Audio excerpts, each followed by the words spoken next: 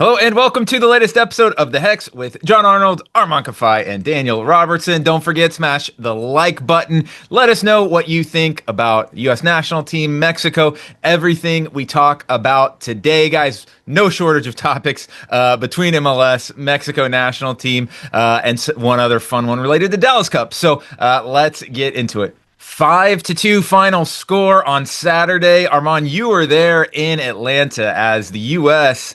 Dropped a pretty heavy result to Belgium, one of the kind of second tier favorites in the World Cup. So we'll start off with you, Armand. This 5-2 loss, there was some good, there was some bad. Do you think this result was more indicative of Belgium being very good or the U.S. national team laying an egg in a really big moment? As a famous person would say, I think it's a mixture of both things. I think the first element of it was that when you look at Belgium, they're a good team. I mean, Jeffrey Doku is an absolutely phenomenal player. Jeffrey? Kevin De Bruyne is Jeffrey Doku, is it not? Jeremy. His name's Jeremy. Jeremy. But like with Kevin De Bruyne too, I mean, they're a really great team. So, like again, I think there is a talent gap there, but I also think that under Pochettino, I don't think the U.S. set themselves up to be successful against a team like Belgium, right? Like, this isn't a team that's going to, like we kind of talked about last week, they're not going to give you the ball and say, okay, you're going to have to try to break us down. Like, we don't even want the ball, whatever. Belgium wants to be dangerous with the ball. And I think the way the U.S. set themselves up was just not the right way. I don't even want to blame it on the players as much as I want to blame it on the coaching staff and the way Do you think that was a matter of who he had available to him, or choices that he made before the game? I think it was choices made before the game. You want to play this expansive style of play, like you can still, like, even without the center backs that they had, right? You can still play a little bit more of a restrictive game with a back four, right? He elected to go in this kind of, I feel like, unstructured format, and they got people talk about how Tim Weah held his own. I think he did do a really good job, but Doku still was dangerous in the first half. Like, let's not act like he didn't do anything in the first half. He still was causing danger, still was causing problems. So for me, John, I think a lot of it was that, okay, yes, Belgium is a really good team, but to counter a really good team, you also have to set yourself up in a certain way, and I don't think the U.S. set themselves up in the way. Don't you think that like the U.S., at least some people have said, some analysts have said, well, the U.S. needs to be a certain type of team. Like, well, the U.S. had success when they sat back and countered, so why don't we always do that? But I think in some ways, maybe you want to try this out. One of the things that Pochettino said, and one of the things that some analysts said after the game that I sort of agree with, is like, well, if this is going to happen, it's better to happen now. That's obviously, you'd rather lose a March friendly than you'd rather lose a knockout game. But I also think that it's important to keep in mind whether or not it was Belgium being good, the U.S. being bad, etc.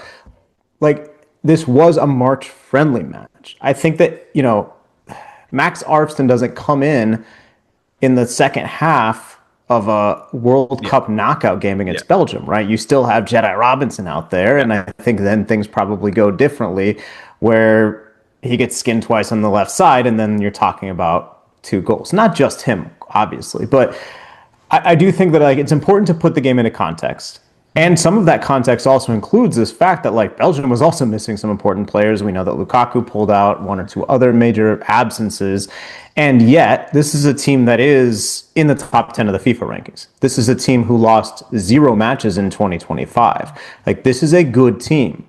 Are they going to win the World Cup? I don't think so. And I think that people kind of sneered at Belgium because they've been the sexy dark horse in the past and they haven't gotten to a semifinal or final. But to me, that's not the measure of the squad, right? It's not, oh, well, this team fell short of these wild expectations I have for them. It's this tiny European country made up sort of 2 almost different countries smashed together. You get the Dutch-speaking half, the French-speaking half. And despite that, they've worked well as a group together for more than a decade now. So to me, you got to put some respect on Belgium's name. You got to put some understanding into the context. But also, you got to blame the U.S. for what went wrong. And I think in some ways, the whole idea is, hey, can we play like this? And I would say the first 40 minutes, Armand, you're kind of saying, hey, they weren't set up to succeed. But at the start of the game, it seemed like they were. That's what I wrote down too, kind of in my notes was, okay, if we're taking a friendly, and you don't want to be like, oh, we'll just only count the good stuff and not count the bad stuff. The first 45 minutes was really good for the most part. There was a few wobbles here and there, but the first 45 minutes was good. So if you're saying, okay, that tells me, okay, the coach probably set them up generally in the right way. And John, you said they haven't been to a semifinal. Belgium has been to a semifinal of a World Cup in Russia, right? This is a team that in the last 3 World Cups, third place, quarterfinal, and then they didn't advance from the group stage in the last one, but that's because they lost to a Morocco team that went to the semifinal. That was kind of the darling of the entire tournament. So you look at this, they're a perennially, like you said, top 10 team, and I will give, Craig Burley said something that he says a lot of things that I don't agree with, but he said something that I did agree with quite a bit after the game, where he said basically that maybe this rah, we can beat anyone mentality, like, it's nice, but also sometimes you just got to lump the freaking ball out of the box and know who you're playing. And you're not playing a group stage of Australia where maybe you can get a little cute with things, kind of like Berhalter did on that failed clearance leading to, I think it was the 4th goal. You got to just get the ball out of the box. And that's to your point, John, of like, also, the second half, it doesn't go that way if it's not a friendly. I'm not saying Belgium doesn't win the game, but I'm saying, like, the score line doesn't go that way, and you got to guard against that complacency. And there's still going to be individual mistakes, even if, okay, there's fatigue that sets in, or players could get injured and those kind of things. Like, you can't just say, oh, well, the second half doesn't count because it went bad. Right. But I also think that there's an element of, this is the last camp, and if you're a guy like Berhalter, who we all think is kind of likely to make the roster, but maybe on the fringe, and you got a ball coming at you in the box, and you're like, well, if I lump this away, that's not the playing style. If I want to show that I'm able to dribble out of this pressure, if I want to show, like, how much is that weighing down on certain individuals as well? I think that is also a bit of a factor. So, we'll talk a little bit more about what the future looks like, but I don't think the sky is falling because of this result, just like I don't think the U.S. is going to lift the World Cup because they smashed Uruguay 5-1. Well, yeah, and Armand, I'll ask you one other thing real quick. How many players in the group stage for the U.S. in June are going to have a better attacker than Jeremy Doku?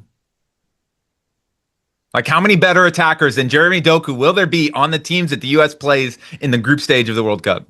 I mean, not many, right? Like, and that's what I'm saying. But Belgium figured it out, right? They figured out, okay, we need to isolate him against Tim Weah, and that's what they were doing the entire second half with the system that I forgot who it was, but someone did a really good video on it on X. He talked about how on the set pieces on goal kicks where Weah was super high in the press, Mark McKenzie would shift over to essentially be the guy that was up against Doku. Mark McKenzie versus Doku. I mean, come on, like that's. I think Doku has the advantage there time after time. But that's what I'm saying. Like, okay, you can be set up for success in moments, but you also have to know how to kind of muck up the game when you play against a team that is better than you talent-wise. Belgium is better than the U.S. talent-wise. I think that's a fact. And when you do that, there are some opportunities to slow the game down and kind of go from there. I think when you watch the first half, again, with how open it was, you're setting yourself up for that. Yes, the U.S. created opportunities. They didn't finish them. And Weston had that pretty great opportunity and was saved by the Belgian keeper. But you have to kind of condense the game in a way where I think the U.S. just didn't do it in the second half, and they got smashed them out in the first 15 minutes. And I am counting like the last 30, because the last 30 was kind of Belgium, I think, subbed out their entire team. They had like 9 subs or something ridiculous like that. There was a ridiculous amount. They were allowed up to 11. So like they basically subbed out their entire team. So from a second half perspective, that first 15 minutes after that, have short-term memory and forget about it. So we wiped the slate from Saturday on to Tuesday night friendly, same building. Armand, you'll be there again to get another cheap vegan dog. I bet you're looking forward to that. Man, one. those fan-friendly concessions are wild. It's insane how cheap. Like, you don't realize it, but then when you walk in and you're like, "Oh, this only cost me $5 or $6," you're like, "Okay." I'm cool with it. No, I went to Atlanta on a work trip last year, and I didn't need that slice of pizza, but it was $3. I had to get the $3 slice of pizza. But re-rack it on Tuesday night, this time against Portugal, coming off a 0-0 draw against Mexico, something that we'll talk about in a minute. So the result wasn't there on Saturday. How important is it to get one on Tuesday, or what is something that would make you feel at ease to see from Tuesday heading into June? I'll get us started here, guys, because it's going to be really quick from me. It's 2 words: Chris Richards. That is something that would help me feel at ease on Tuesday night. If we see Chris Richards play 45 minutes, look good, makes him, because I think he's planning to play, right? He said he's available on Tuesday. Okay. He goes out there, plays 45 minutes. They work in the back three. The wing backs are playing in a much more cohesive way. I don't even care what the score is. I'm happy with it. I'm feeling good into going into June. John, where are you at that you're going to be feeling a little more comfortable after this game? I was going to say the same thing. I think I was going to say Richards, running like a gazelle. I think yes. In some ways that's also a concern, right? I think that the one thing we didn't touch on about the previous matches, I think it did expose some of the depths, limitations. No doubt. And you look at like a team like Belgium, and Armand is saying, well, throw out the last bit, but like Axel Witsel gets subbed on in that port. Like there are very, very good players who still play at a high level who are like getting subbed in at that point. US, like, okay, maybe like Pepe in the same boat, but like, yeah. I think I would like to see, more of the depth, and I think you need better defense, and that does start with Chris Richards.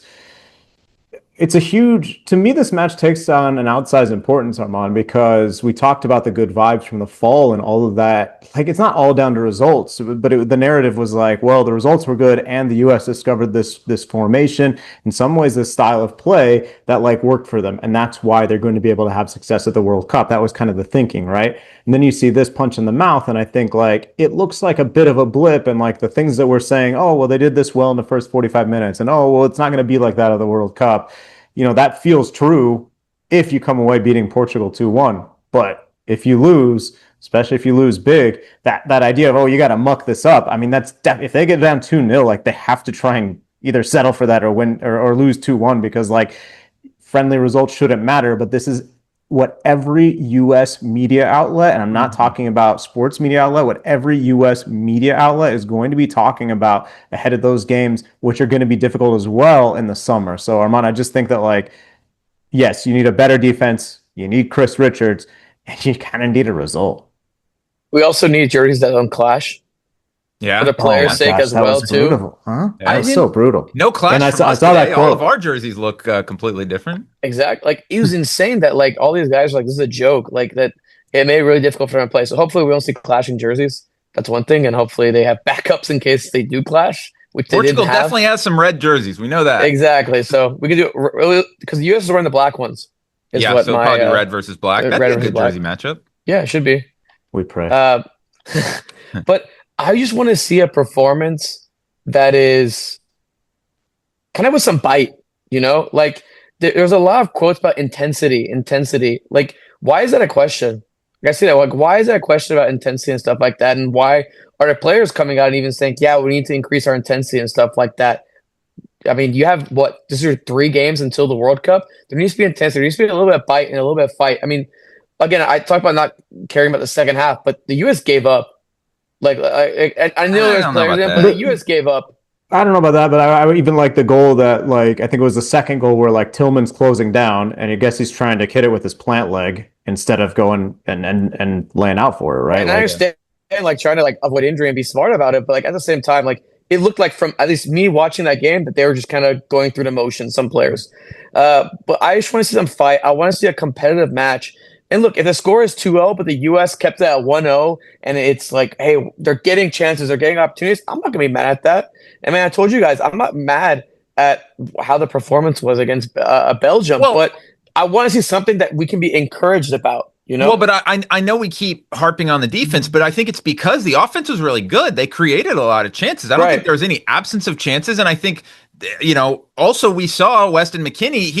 He's in amazing form right now, and this guy's a monster on set pieces. I mean, he had one from a set piece. He could have had another very easily, and so that's why we just keep harping on what do we want to see. Well, you're not going to talk about the things you're doing well. You're going to want to see the things that you're not doing well improved on, because, and again, we'll talk about this in just a moment, but you look at a team like Mexico who wasn't creating too many chances, who was having to hit off the counter. The U.S. wasn't hitting Belgium off the counter. They were creating chances in the run of play, which I thought was very encouraging.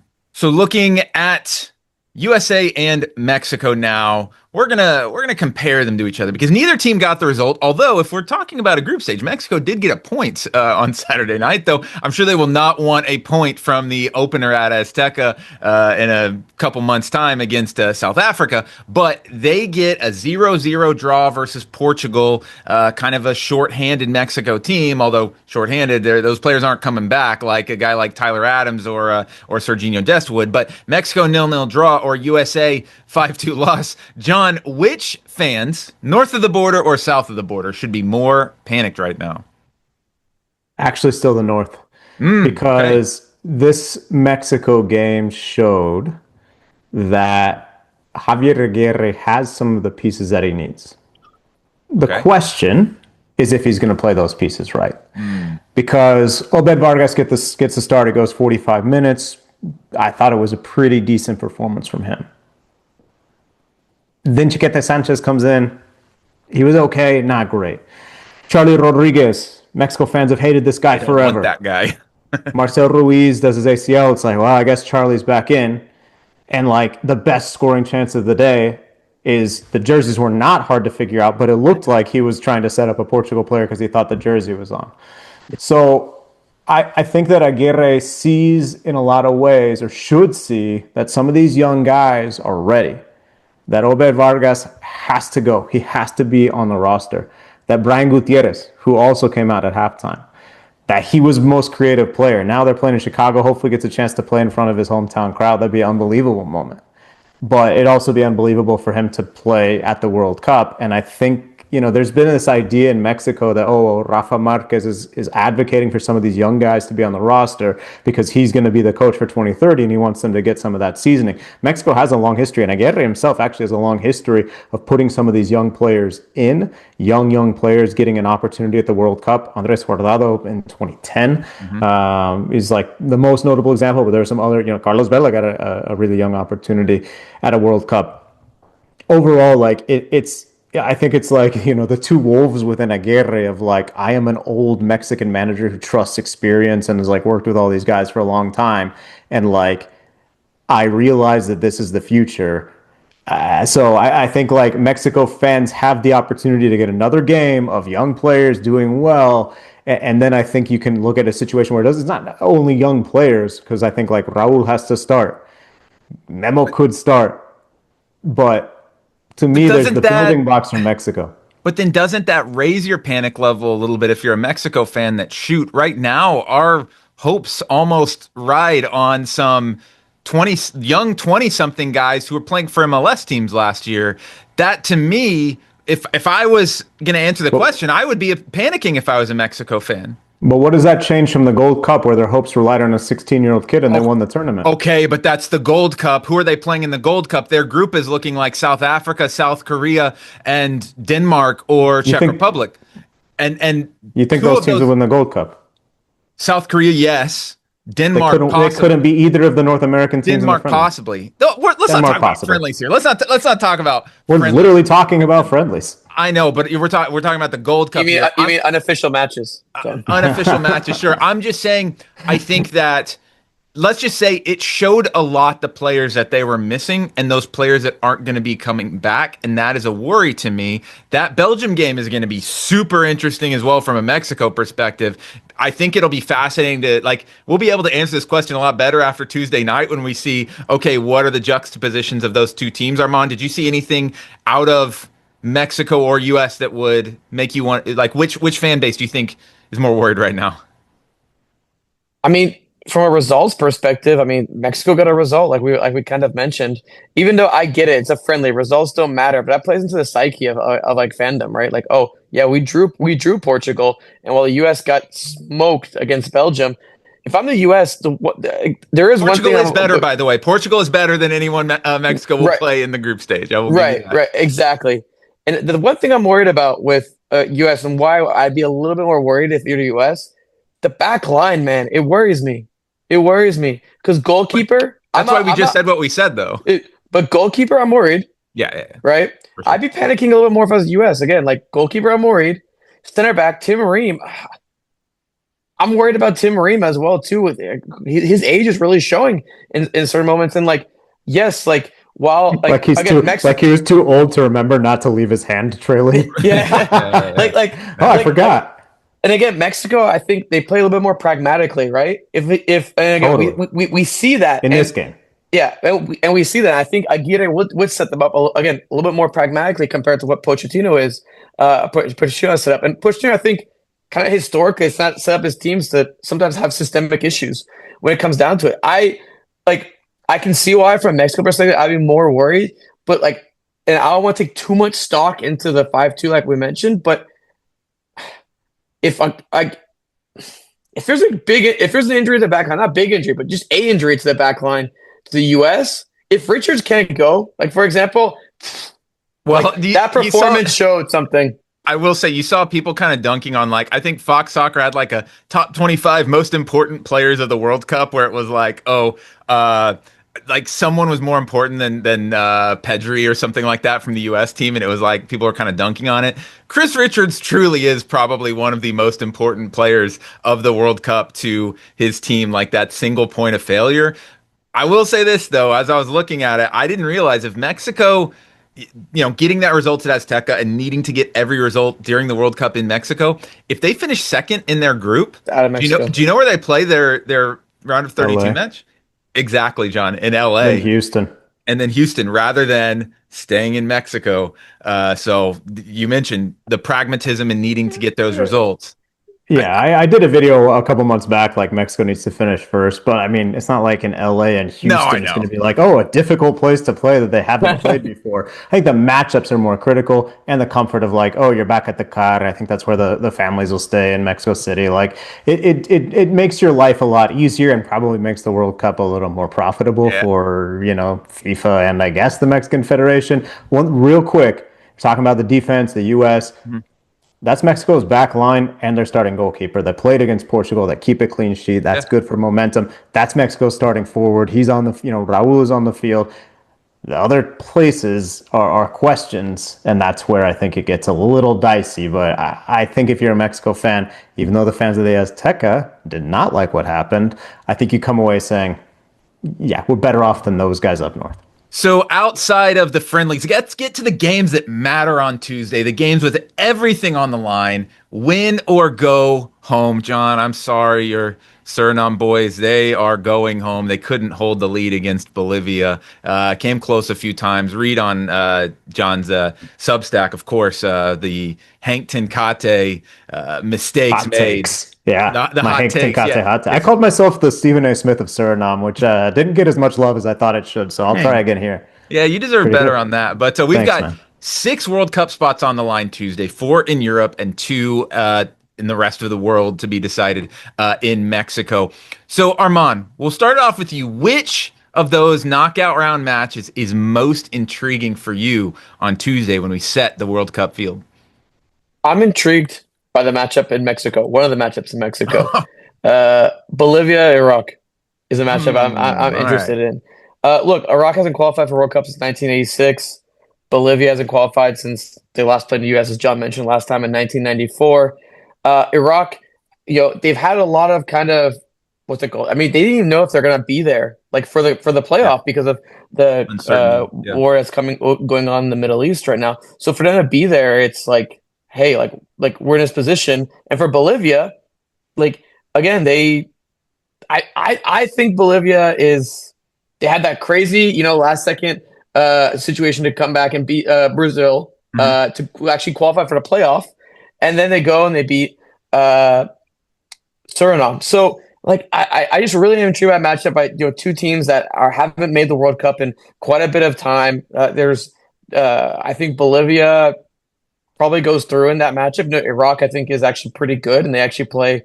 Again, they play a lot more pragmatically. A lot of the Asian smaller countries do play. Again, I say I'm my catch for it, but that's what they play.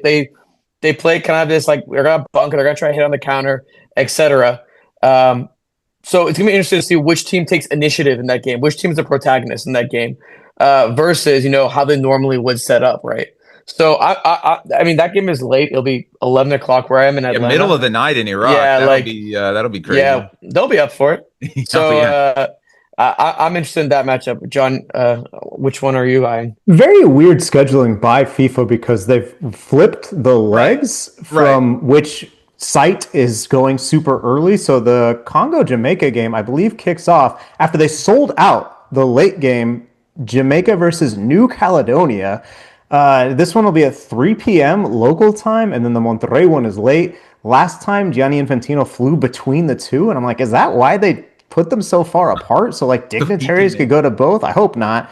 But anyway, I'm intrigued by I mean, look, of course I'm going to pick Jamaica, DR Congo. But you talk about a pragmatic game, Armand. Like Jamaica played a bizarre strategy against New Caledonia. They had like a much better team on paper, and they started better and eventually get this like sort of scrappy goal from Bailey Tai Cardamateri.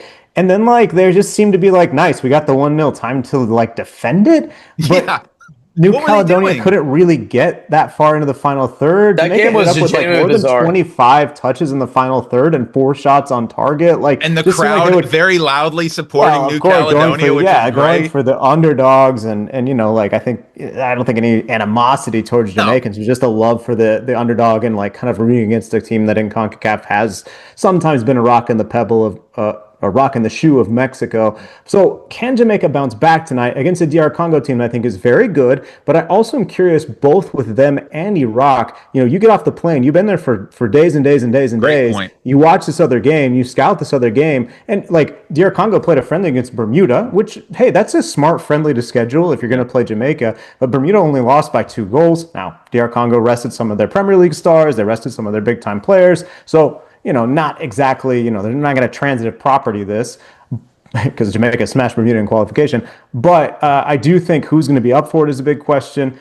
I think that can Jamaica get past the DR Congo's back line? Because I think that their strength is in defense. Mm-hmm. And it didn't look like Jamaica would score against maybe the 3 of us and one of our buddies, if our buddy is Chris Richards. So can they do it against the DR Congo? Well, and not starting Leon Bailey, like, because he added a lot when he came in. I mean, they were I think they rested Bailey, Reed.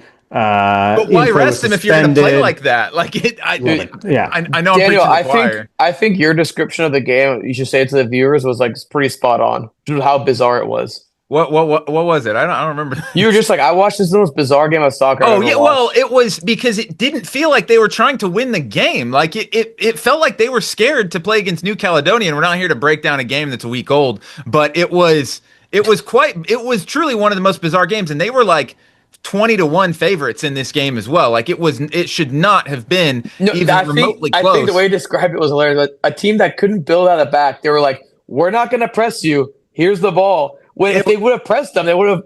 But John, you make a great point in that I think Jamaica might be much more comfortable against Congo as the underdogs, where they're not having to push the game and they can just break out on the counterattack. And maybe it is a situation like a college football playoff where we have seen the teams that don't get that first round bye actually play much better in the second round because they stay loose. Come on, man. That's still too soon. That's still too soon for my Red Raiders. Sorry about the Red Raiders. Well, guys, where I'm looking, of course, has got to be that Italy-Bosnia match. And it's not just because it's Italy's first chance to get into a World Cup in well over a decade.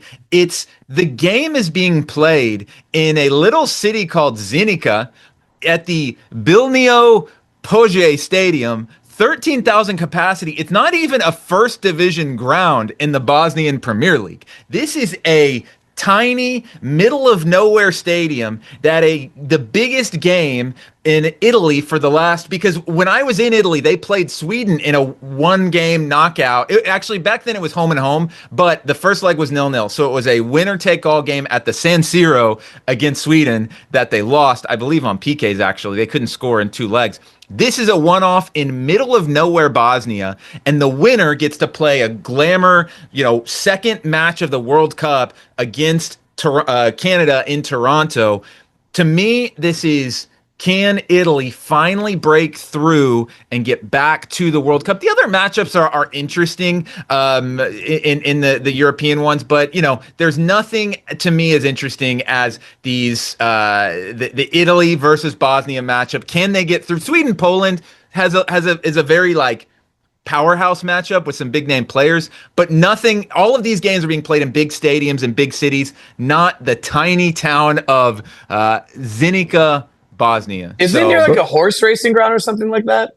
Like that's a pull. Yeah, I was looking at Bilino Polje, thinking it was a person, and it's an area in Polje located near Zenica. But you might remember it from the 1203 Bilino Polje abjuration. Of course, an act of hearsay abjuration by Bosnian clergy. Who can forget that? I mean, and you can fit the entire population of Zenica into the Cotton Bowl a few miles down the road. That's going to be a hostile environment, really. Literally hostile. It will literally be hostile. So we'll see what happens. Tuesday afternoon, Tuesday evening, it's going to be great. Who's going to abjurate? Well, we do have, of course, our international games, but MLS will be back this weekend. Boy, I'm ready to have some MLS back. Are you actually? It was a slow sports weekend overall. Yeah, if you're not into big-time college basketball games, there wasn't a whole lot going on. We'll have MLS back this weekend, and there were 2 MLS signings made in the last week that were both big in their own ways, very different, right? You had Antoine Griezmann, world-renowned international superstar, tens of millions of Instagram followers, going to Orlando City. And then you have Colorado, quite a few miles to the west, but Armand, I think you said this is the 3rd biggest GAM move in the history of MLS, paying, how much was it? $3 million? $2 million? $2 million for Georgie Manungu, the homegrown signing from Seattle, who is all advanced metrics, one of the best dribblers we've seen in MLS over the last couple of years. So 2 very different signings, 2 very different teams headed in potentially 2 very different directions. Which team that has made these signings is now more primed to compete in MLS this year, Armand? John, I think you described it in our group chat very well when we were talking about We're just killing it in the group chat. Yeah, exactly. You guys wish you were in our group chat. Yeah. Pay up and maybe it will be. Yeah, could be in the Discord chat.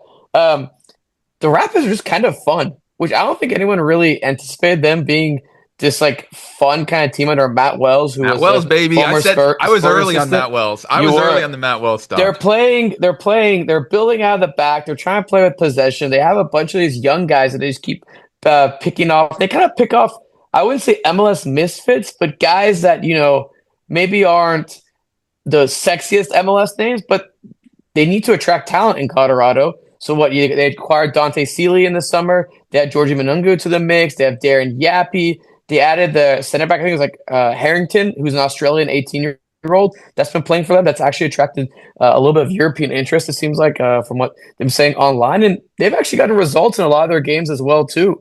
So the Rapids, for me, adding Manungu is a player that you can plug on the wing. He can create, and he's a dangerous guy. The only question I have with them relative to the Rapids is he a guy that can play 90 in, 90 out? Because you play $2 million for a guy. They don't need $2 million. I feel like you have a little bit of expectations for him. Compared to Orlando City, who just fired Oscar Pereja, who now bring in Griezmann.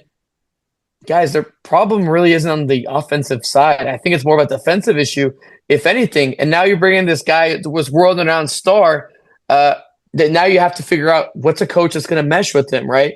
Like, what's a coach that Griezmann is going to respect? And for me, while it can give Orlando maybe a little bit of an edge going into the 2027-2028 year versus what's going on now, for me, the edge for the playoffs or for competing now is Colorado.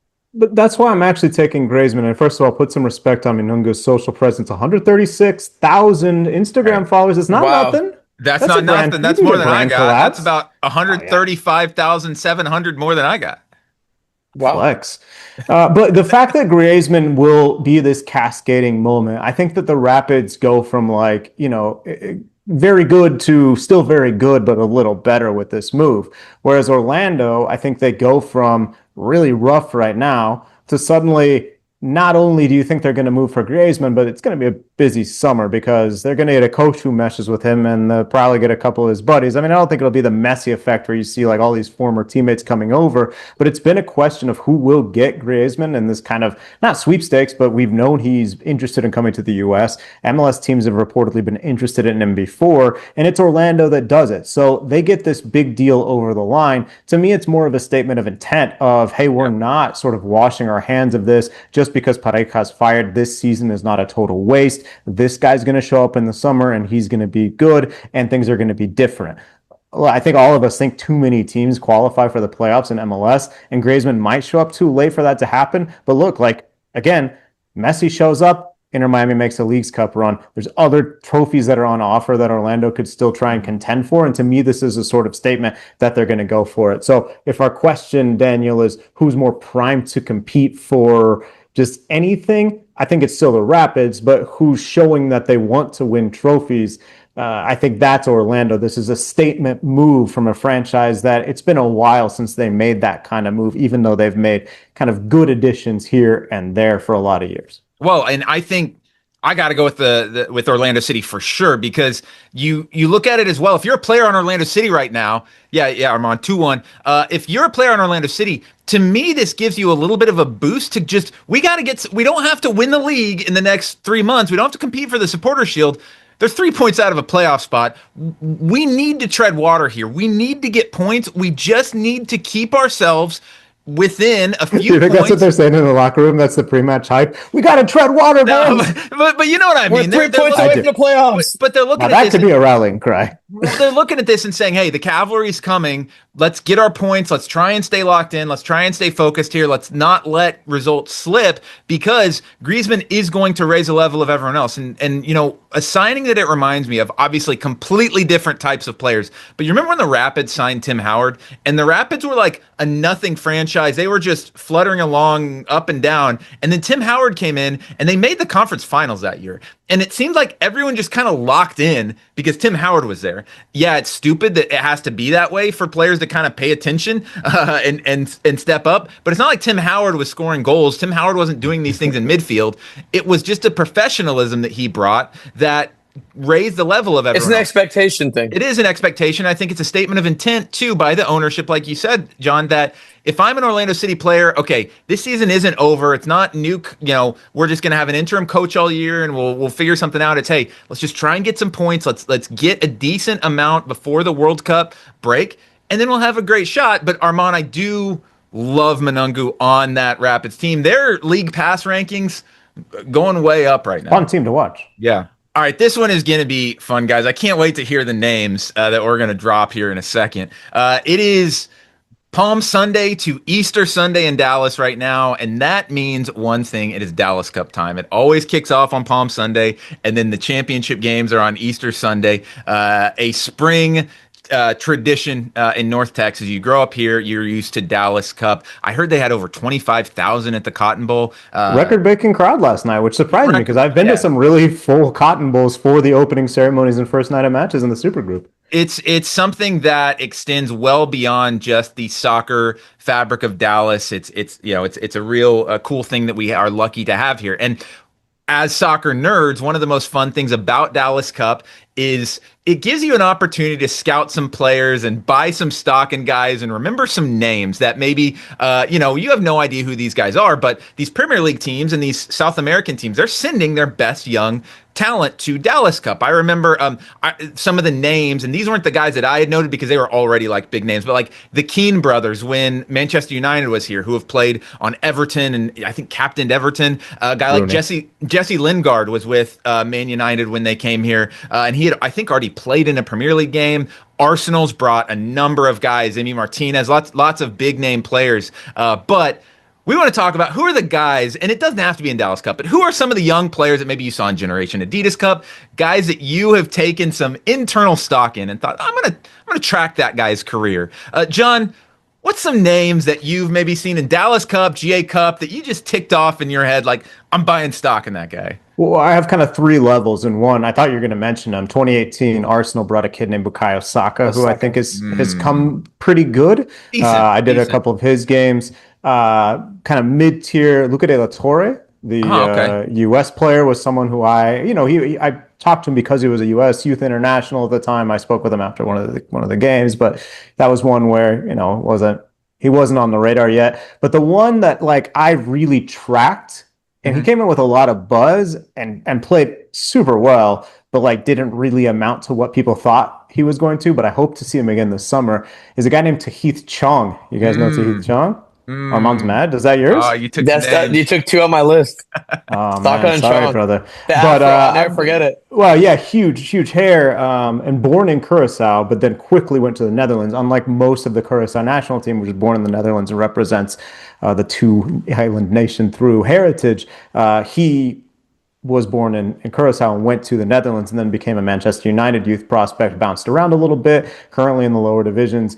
Or second division in England. He's just coming off of an injury, but he played with Curacao in this friendly against China. I've been keeping track of him ever since.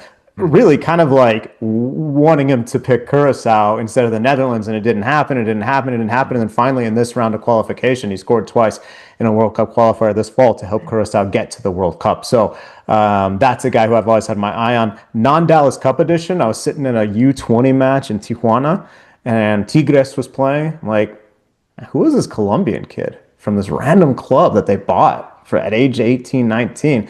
That's now Mexico International Julian Quinones, who won back-to-back titles with Atlas, who won a title with America. That's one of the players that I was like, this kid is going to be amazing, and he actually was. So, for every one that I say will be great, 9 are bad. So that's why I'm not a scout, and I'm still on the microphone over here. But those are my spots.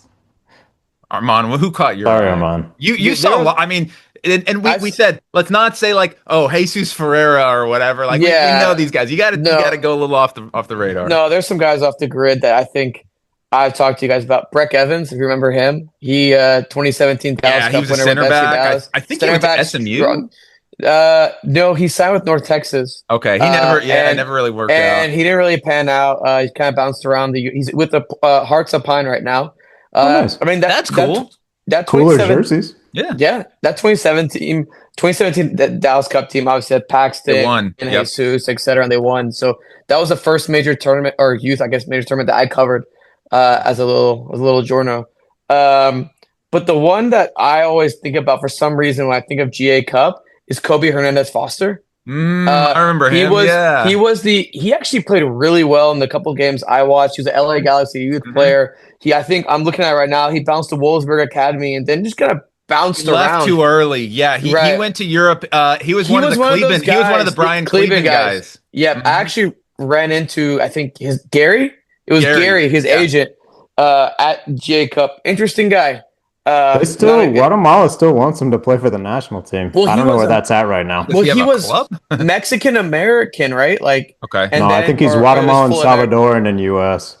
And he's in Detroit City right now. He's actually bounced from the USL, and he was kind of an undersized center back. And now, I thought he was gonna have a little bit, and a lot of people were talking about him having that Galaxy class having a little bit of potential. Well, that class had Ledesma too, didn't it? Yes, I think so. There was a lot of the Galaxy. He might go to the World Cup. Yeah, he might actually go. Yeah, I love that pull. I had 3, and interestingly, 2 of them are Slovakia national team players. He's trying to flex. So way back in '09, Man City came to Dallas Cup, and this was heavy in my I will watch any soccer game from anywhere at any time. You're still the same. Don't deny. The grind. No, but on the grind of FBTZ, baby. Exactly. Shout out IYKYK. Max Footy Forums. Robert Mack, a guy, MAK, he was with Man City, and he was a winger for them. 18 years old, unbelievable winger. And I think they've had Real Madrid was in that tournament too, and it was this amazing game. He's still playing professionally. He had over 80 caps with Slovakia. He never quite made it for Man City, but he bounced around to kind of the second levels. Nuremberg, Zenit St. Petersburg. He was at Sydney FC for a while. Now he's back at Slovan Bratislava. So Robert Mack. And then for Fulham, 2 players. FC Dallas played Fulham one year in the Dallas Cup when I was there. And they had Moussa Dembele, which was the French Moussa Dembele, forward. Unplayable in that game. I think he scored a hat trick, and you remember he played for Fulham and then went to Lyon and scored. He never quite broke in with the French national team. I feel like he could have probably gone dual national to somewhere else and played for them. Always on the fringe, never quite made it in. Moussa Dembele, and then their goalkeeper Mark Rodak was a guy who I followed really closely, who actually played for Fulham in the Premier League a little bit. He's making a bag of money in the Middle East now, so shout out to him, Mark Rodak as well, making a bag. It's it's really fun. Get out to Dallas Cup, mark down a few of the names of the players you see out there, and track them throughout their careers. It's a fun time. So, guys, we will see what happens with Mexico, the U.S., and can the Rapids stay red hot in MLS next week? We will find out. So thanks for listening, and we'll catch you next time.